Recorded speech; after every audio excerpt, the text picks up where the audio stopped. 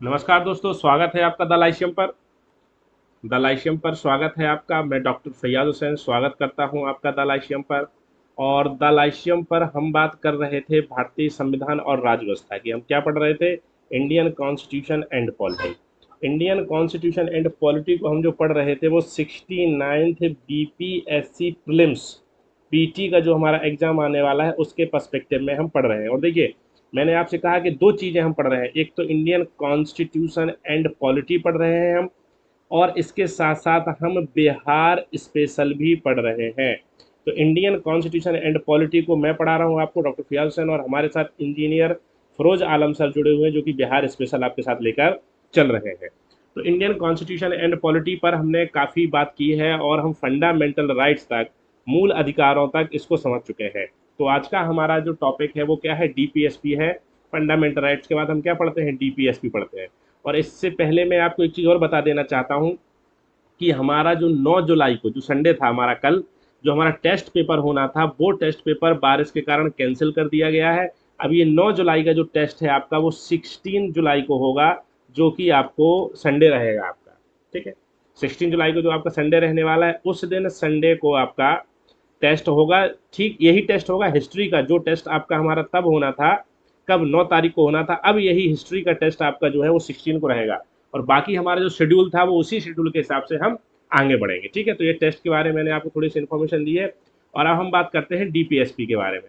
तो आज का हमारा जो टॉपिक है वो क्या है? डीपीएसपी। डीपीएस मतलब directive principles of state policy, राजनीति के निदेशक तत्व।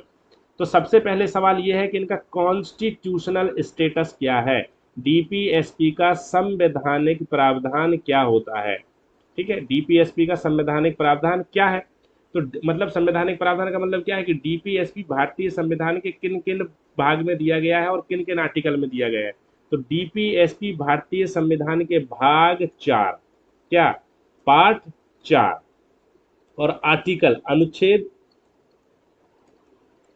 36 से 51 तक दिए गए हैं। ठीक है, तो डीपीएसपी का हमारा राजनीति के निर्देशक तत्वों का संवैधानिक प्रावधान क्या है? तो DPSP directive principle of state policy भारतीय संविधान के भाग 4 अनुच्छेद 36 से 51 तक दिए गए हैं। अब है कि इनका अर्थ क्या होता है? Directive principle of state policy का अर्थ क्या होता है? तो इसको हम थोड़ा सा बाद में देखेंगे। सबसे पहले हम ये देखना चाहते हैं कि हमारे जो आर्टिकल हैं डीपीएसपी में, हमारे जो आर्टिकल हैं वो कहाँ से कहाँ तक है। तो मैंने आपको कहा कि हम पढ़ रहे हैं DPSP directive principle of state policy, जो कि भारतीय संविधान के पार्ट 4 में दिए गए हैं। और ये जो आर्टिकल है हमारा, आर्टिकल्स हैं हमारे, वो है 36 से 51 तक। कहाँ तक? 36 से 51 तक ये अनुच्छेद है हमारे। तो हमें जो है कि आर्टिकल 36 पढ़ना है और आर्टिकल 37 पढ़ना है। और जो 38 से लेकर जो 51 तक है वो फिर हमारे डीपीएसपी है। तो 36 क्या है, 37 क्या है, पहले हम उसको समझ लेते हैं। आर्टिकल जो हमारा 36 है, 36 है, वो करता है बात किसकी? डेफिनेशन ऑफ स्टेट की। किसकी बात करता है? डेफिनेशन ऑफ स्टेट, मतलब राज्य की परिभाषा। किसकी? राज्य की परिभाषा की बात करता है। ठीक है, राज्य की परिभाषा तो आपको याद रखना पड़ेगा। देखो, जब हमने फंडामेंटल राइट्स पढ़ा था, तो फंडामेंटल राइट्स पढ़ते हुए हमने क्या देखा था कि हमारा जो आर्टिकल 12 था, आर्टिकल 12 था, वह भी राज्य की परिभाषा की बात करता है, डेफिनेशन ऑफ स्टेट देता है। क्योंकि हमारे फंडामेंटल राइट्स हैं जो हमें किसके अगेंस्ट मिलते हैं? वो हमें मिलते हैं राज्य के अगेंस्ट। इसलिए अनुच्छेद 12 में राज्य की परिभाषा दी गई थी। ऐसे ही डीपीएसपी जो है वो शुरू कहाँ से हो रहा है? 36 से। तो पहले किसकी परिभाषा दे रहे हैं? स्टेट की परिभाषा दे रहे हैं। क्यों दे रहे हैं? क्योंकि डीपीएसपी को लागू करना जो है वो किसका काम है? राज्य का काम है। तो राज्य, आर्टिकल 36 किसके साथ डील कर रहा है? राज्य की डेफिनेशन के साथ।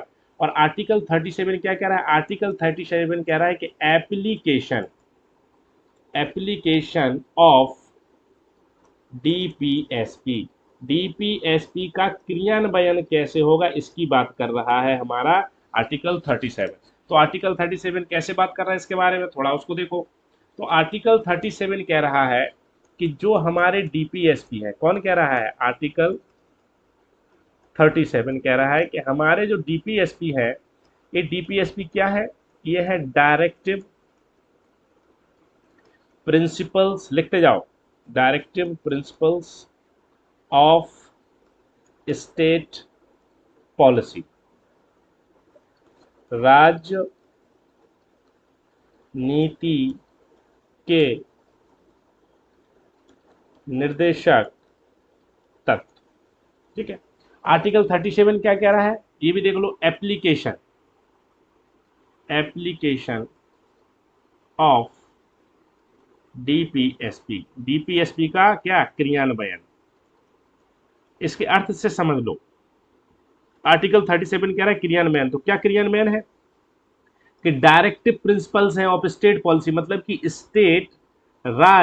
स्टेट राज्य अगर कोई पॉलिसी नीति बना रहा है तो स्टेट को अपनी पॉलिसी बनाते समय जिन प्रिंसिपल्स को ध्यान में रखना है वो डायरेक्टिव करना है, उनके अनुसार ही अपनी पॉलिसी बनाना है, इन प्रिंसिपल्स के अकॉर्डिंग। इसको ही क्या बोला है, डीपीएसपी बोला गया है। डीपीएसपी का मतलब क्या है कि राज्य जब अपनी नीति बनाएगा तो नीति राज्य को नीति बनाते समय जिन सिद्धांतों से निर्देशित होना है, जिन सिद्धांतों के अनुसार कार्य करना है, उन्हीं को बोला जाता है क्या, डीपीएसपी। राज्य नीति बनाते समय इन तत्वों से क्या होगा, निर्देशित होगा, इसी को बोला है राजनीति के निर्देशक तत्व। राजनीति के निर्देशक तत्व क्या है कि राज्य सरकार या हमारी भारत सरकार जब कोई कानून बना रही है तो उस कानून के अनुसार ही क्या है, डीपीएसपी के अनुसार ही कानून का निर्माण करना होगा।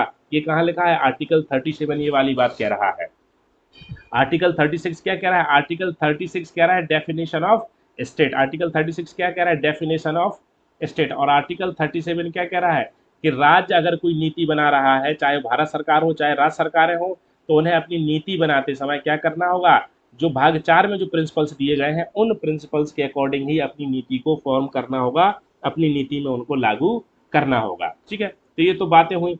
और इसके साथ एक बात और समझ लो कि डीपीएसपी जो यहाँ दिए गए हैं हमारे संविधान में, तो ये डीपीएसपी हमने कहाँ से इनको ग्रहण किया हुआ है, तो डीपीएसपी हमारे संविधान में जो लिए गए हैं वो आयरिश कॉन्स्टिट्यूशन से लिए गए हैं। कहाँ से, आयरिश कॉन्स्टिट्यूशन मतलब आयरलैंड के संविधान से लिए गए हैं। और आयरलैंड के संविधान में आर्टिकल 45 जो है, क्या आयरलैंड के संविधान का आर्टिकल 45 जो है डीपीएसपी के साथ डील करता है। तो हमारे जो डीपीएसपी का विचार है वो हमारे संविधान निर्माताओं ने कहाँ से लिया था, आयरलैंड के संविधान से लिया हुआ था। ठीक है, तो हमने क्या देखा, आर्टिकल 36 देखा और आर्टिकल 37 देखा। अब हम एक नई बात समझते हैं कि नेचर ऑफ डीपीएसपी के बारे में समझेंगे, डीपीएसपी की प्रकृति, कि डीपीएसपी कैसे होते हैं अपनी प्रकृति में। तो सबसे पहली बात है कि ये नॉन जस्टिसिएबल है। क्या है, नॉन जस्टिसिएबल है, मतलब गैर न्यायोचित है। ये आपसे एग्जाम में पूछा जा सकता है, गैर न्यायोचित है। क्या है, गैर न्यायोचित है। गैर न्यायोचित का मतलब क्या है कि जो बातें डीपीएसपी में लिखी हैं उन बातों को अगर भारत सरकार लागू नहीं कर रही है तो हम उसको कोर्ट में नहीं ले जा सकते हैं। देखो, जब हमने फंडामेंटल राइट को पढ़ा था बच्चों, जब क्या है फंडामेंटल राइट को पढ़ा था तो हमने कहा था कि फंडामेंटल राइट्स क्या है, जस्टिसिएबल है। फंडामेंटल राइट्स क्या है, जस्टिसिएबल है। मतलब अगर हमारी सरकार फंडामेंटल राइट का वायलेशन करती है, अगर मूल अधिकारों का उल्लंघन करती है, तो हम अपनी सरकार के विरुद्ध कहाँ जा सकते हैं, उसके विरुद्ध न्यायालय जा सकते हैं। लेकिन डीपीएसपी अपनी प्रकृति में कैसे हैं, डीपीएसपी अपनी प्रकृति में गैर न्यायोचित है, न्यायोचित नहीं है। डीपीएसपी को अगर लागू नहीं कर रही है हमारी सरकार तो हम कोर्ट में नहीं जा सकते हैं। फिर क्या बात है कि हमारे डीपीएसपी जो है वो अपने नेचर में कैसे हैं, पॉजिटिव है, पॉजिटिव है, सकारात्मक है, सकारात्मक। अब सकारात्मक का क्या मतलब है, क्योंकि डीपीएसपी राज्य को कार्य करने के लिए क्षेत्र प्रदान करते हैं।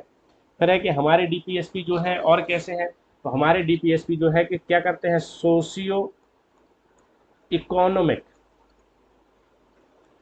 डेमोक्रेसी को स्टेब्लिश करते हैं। किसको, सोशियो इकोनॉमिक डेमोक्रेसी को स्टेब्लिश करते हैं, मतलब सामाजिक आर्थिक लोकतंत्र की स्थापना करते हैं, सामाजिक आर्थिक लोकतंत्र। ये सवाल भी आपसे पीटीए पूछा जा सकता है कि सामाजिक आर्थिक लोकतंत्र की स्थापना कौन करता है, तो सामाजिक आर्थिक लोकतंत्र की स्थापना डीपीएसपी करते हैं।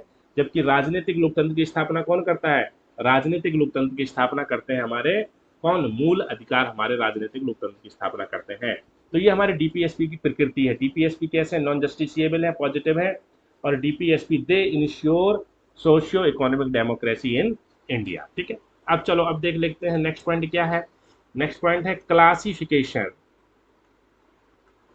क्लासिफिकेशन ऑफ डीपीएसपी, डीपीएसपी का, डीपीएसपी का ये क्लासिफिकेशन ऑफ डीपीएसपी, डीपीएसपी का वर्गीकरण। ठीक है, डीपीएसपी का वर्गीकरण बच्चों तीन तरीके से किया गया है। ठीक है, एक तो किया गया है socialist DPSP, socialist DPSP, Samajwadi DPSP, Samajwadi DPSP, फिर क्या है गांधीयन डीपीएसपी, गांधीयन गांधीवादी। ठीक है, फिर क्या है इंटेलेक्चुअल डीपीएसपी, बौद्धिक, लिबरल इंटेलेक्चुअल इसको बोलते हैं, लिबरल इंटेलेक्चुअल डीपीएसपी, बौद्धिक उदारवादी डीपीएसपी। लिखते जाओ, ये सब साथ साथ में लिखते भी जाना है। बौद्धिक उदारवादी डीपीएसपी। देखो ये जो वर्गीकरण, ये जो क्लासिफिकेशन हमने बच्चों किया है, ये क्लासिफिकेशन हमारे संविधान में नहीं किया गया है। ये जो क्लासिफिकेशन हमने किया है, तो ये क्लासिफिकेशन हमारे संविधान में नहीं किया गया है। ये क्लासिफिकेशन हमने जो तीन भागों में जो डीपीएसपी को बांट लिया है, ये तो केवल अपनी समझ के लिए बांटा गया है। हमारे संविधान में ऐसा कोई क्लासिफिकेशन नहीं किया गया है ऑफ द डीपीएसपी। ठीक है, तो एक सोशलिस्ट डीपीएसपी है, एक गांधीयन डीपीएसपी है, दूसरा लिबरल इंटेलेक्चुअल डीपीएसपी है। तो अभी देखो कि आज जो है हमने डीपीएसपी में कहाँ से शुरू किया था, इसको समझो। हमने शुरू किया था ये अपने लाइसेम से, और हमने देखा कि डीपीएसपी क्या है, आर्टिकल 36 को देखा, आर्टिकल 37 को देखा। उसके बाद हमने देखा कि डीपीएसपी की प्रकृति कैसी है, और हमने देखा क्लासिफिकेशन ऑफ द डीपीएसपी। तो अब इस क्लास को मैं अभी यहीं स्टॉप कर रहा हूँ, क्योंकि लेक्चर बहुत लंबा हो जाता है। और इसके बाद जो ये क्लासिफिकेशन है, ये जो क्लासिफिकेशन है उसको हम नेक्स्ट वीडियो में देखेंगे, और वहाँ से समझेंगे कि कैसे डीपीएसपी को क्लासिफाइड किया गया है। तो द लाइसेम के साथ आप जुड़े रहिए, द लाइसेम के साथ आप जुड़े रहिए, पढ़ते रहिए और अपनी तैयारी को सुनिश्चित करिए। हमारे साथ जुड़ने के लिए बहुत बहुत धन्यवाद। और हमारे इस लेक्चर आपको अच्छा लग रहा है तो उसको क्या करना है, शेयर करना है, सब्सक्राइब करना है, और इसको आपको लाइक भी करना है, लाइक का बटन भी दबाना है। बहुत बहुत धन्यवाद।